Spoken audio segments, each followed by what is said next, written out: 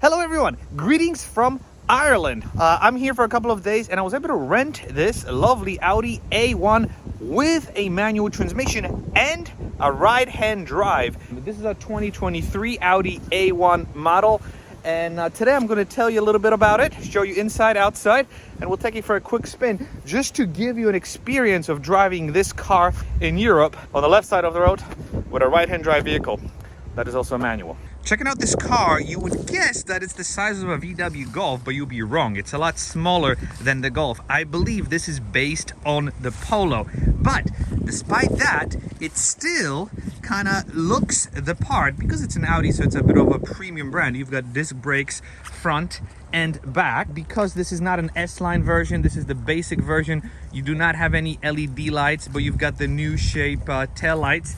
Let me show you what the trunk looks like. There we go. It is a very tiny trunk. It is very reminiscent of the Mark 1 and Mark 2 generation Golfs. I would say similar size. There's no power lift gate or anything. The front of the vehicle, again, because it's a basic version, it does not have any LED headlights. It's got your basic halogen headlights. There are no fog lights. That's the new front of the latest Audis, and I've got to say, Audi did it better with the massive grille. They can put a massive grille on this tiny A1 and it can still look the part. You even have on this non-S line these tiny splitters. This is your 3-cylinder engine. Now, if you didn't believe me, these are your coil packs. So it's 1 cylinder, 2nd cylinder, 3rd cylinder. This engine produces 110 horsepower.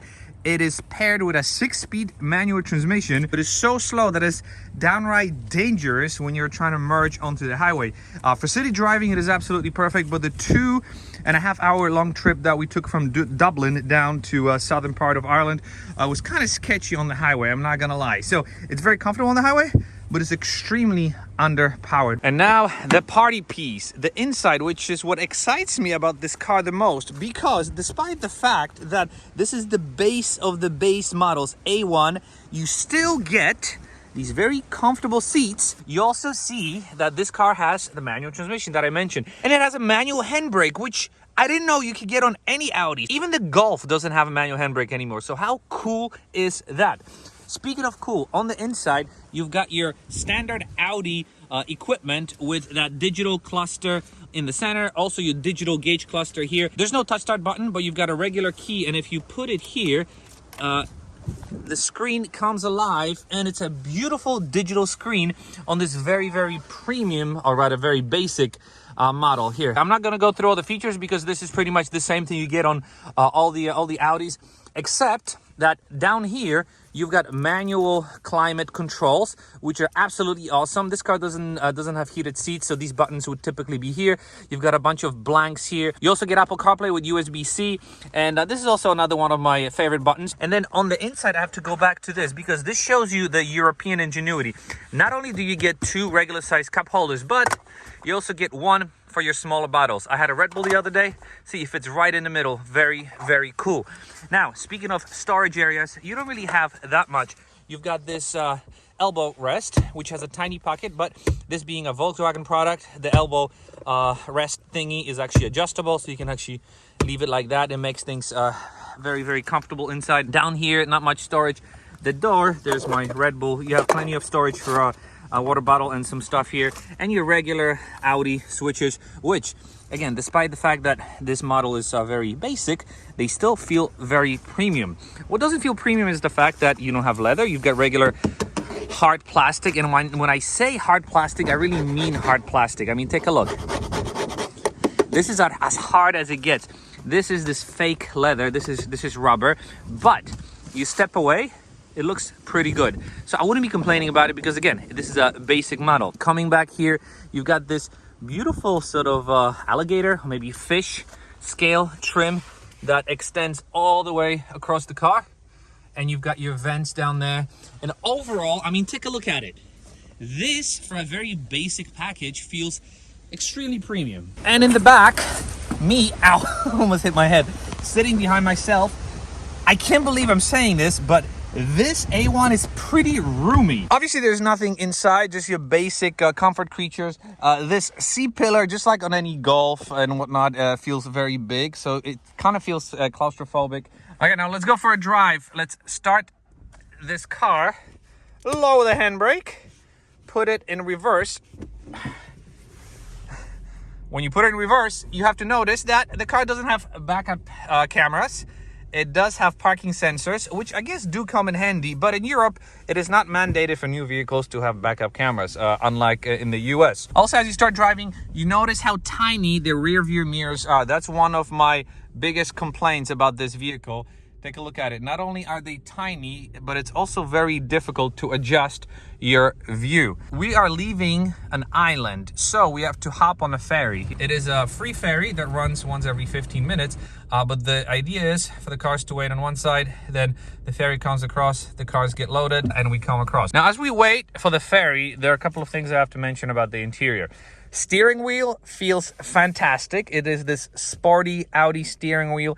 It is a bit on the larger side when it comes to the diameter. Maybe I'm used to my my Porsche, but it's thin, which is what I really like. The blank buttons here remind you that you're driving the basic model. You've got your cruise control here. You can adjust the steering column manually.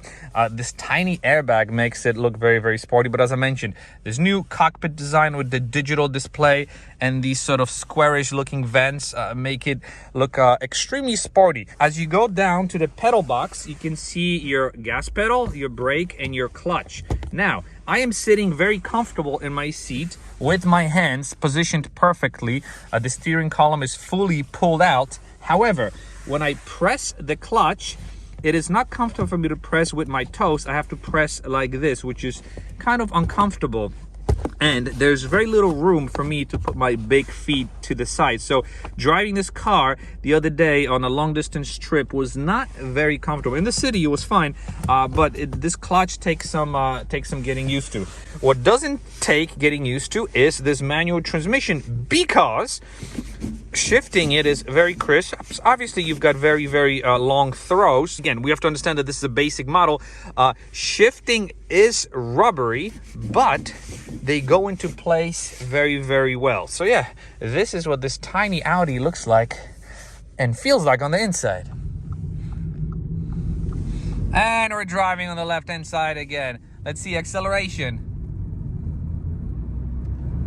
Second gear, doing 60. Look, you've got a lot of bigger, Tesla, there you go. A lot of bigger vehicles driving. So it does feel a little bit on the smaller side, but I like it. There's really only so much I can show you. Acceleration is extremely sluggish. Room inside is adequate, I would say. I would not complain about it too much. So yeah, let me know. Oh, there's a roundabout. Let's see how Tommy El Garage navigates a roundabout. Ooh, there's a cyclist. Ay. Hey, Christmas vacation. Oh my gosh. Hey, I just went around. Oh my gosh, that is so funny. All right, I went around the roundabout way too many times. But then also, when you get onto the twisties, you can still have some fun with this car. Obviously, it doesn't have a sporty suspension, but the manual transmission, just like in any other car, makes it so much fun. Shorter wheelbase means it's tossable. Like I'm going 90 miles an hour into this turn, 90 kilometers an hour into this turn. Feels like a little pocket rocket. It's not easy to heel and tow, and there's no auto rev matching, so you got to get used to it, but it's so much fun. And at the end, as I exit this ferry, I have to say how mesmerized my wife and I have become with Ireland. We spent 2 days in Dublin and 3 days here in Waterford. We're staying at this beautiful castle. I mean, you pull up to it and you feel like you're back in the 1600s. The people of Ireland are amazing. The food is terrific. The scenery is absolutely beautiful, from the rolling hills and the grazing sheep to the beautiful and quaint cities. If you haven't visited Ireland, I have to say, do yourself a favor and do it. This is our first time. We'll absolutely be back, and we'll absolutely stay at another castle, because we have become castle freaks, even though this is our first castle. But anyways, stay in Ireland, go to Ireland. If you haven't been, you will absolutely not be disappointed. So on that note, I wanted to thank you very much for watching. Let me know what you think of this car. Do we need more cars like this in the US? Probably not. Although a 3-cylinder Audi would be kind of fun, especially for city driving, especially for those who are not willing to embrace the electric car revolution, which has not been going that great as of late from what I've been seeing. So yeah, let me know what you think of this car. Would you ever rent a right-hand drive manual transmission car if you were traveling through this part of the world? And yeah, I'm curious to hear what you have to say. Thank you very much for watching, and I'll be seeing you in the next video. Bye-bye!